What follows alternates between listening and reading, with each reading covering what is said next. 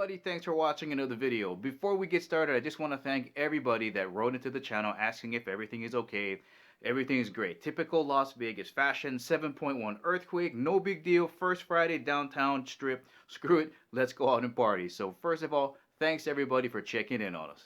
Yeah, so we've had some earthquakes rip through here the past couple days, but that's not what weirded me out. I've been in a few natural disasters. Back home in Hawaii, I've been through Hurricane Eva in the 80s, Hurricane Iniki in the 90s, and I can't count how many hurricane warnings I've been through.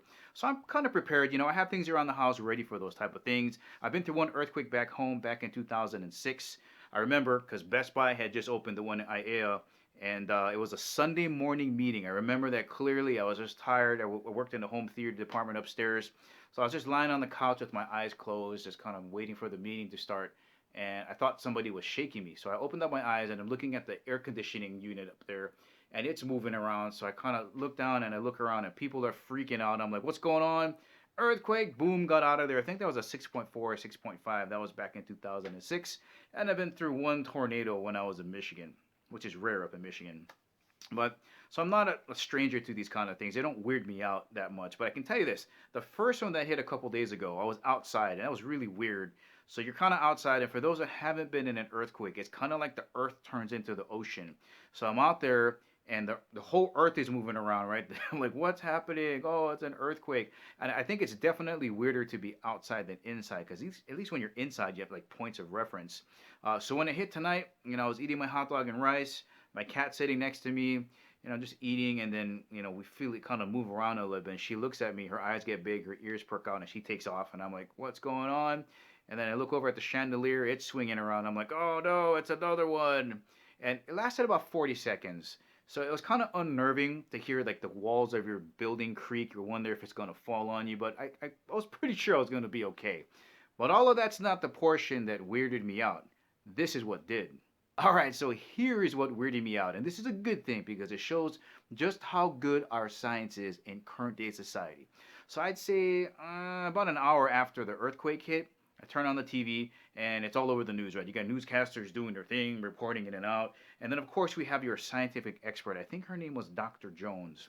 So she's kind of doing the thing where, here's the earthquake. People felt it here. There was a 5% chance of it being here. So the fault line expanded about this much. And as she's doing her thing, there was a ring that opened up, bloop, like this.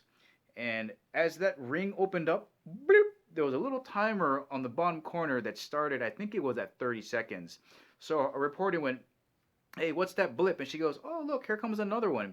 And she didn't seem too concerned because I think she said it was like a 4 or a 3. But the blip went, she said it's coming, and the reporter was like, hey, is that going to hit us? And she's like, yeah, it should be here in around 20 seconds. So I watched this thing go from 30 to 20 to 15 to 5, 4, 3, 2, 1.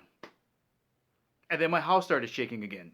It was almost like the movie Armageddon, like watching that countdown and just going, oh God, here it comes. And she didn't seem too concerned, and I wasn't too concerned. But the point is like I was bracing for it, and then my house shook, and I'm like, is my house going to fall down with this?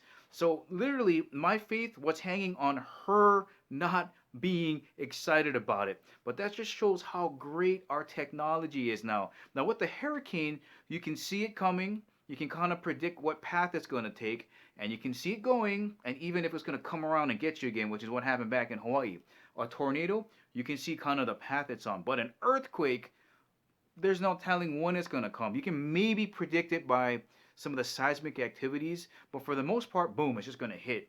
And then after that, they can say, there may be an aftershock 2 or 3 days later, which is kind of what happened here. So that is the freaky part, is that they can kind of predict how exact it is, but earthquakes are really unpredictable because they're not visible.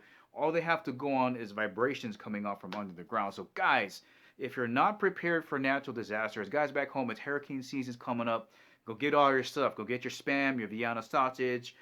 Go get your gas stoves, all of that stuff. And for us over here, be prepared, get your knowledge ready, because I have a feeling we're in for a little bit more shaking here in Las Vegas. But guys, thanks for watching in the video. Thanks for checking in on us here in Las Vegas. If you liked the video, please give me the thumbs up. If you haven't subscribed to Chemo365, please do. And remember, I'll catch you guys later.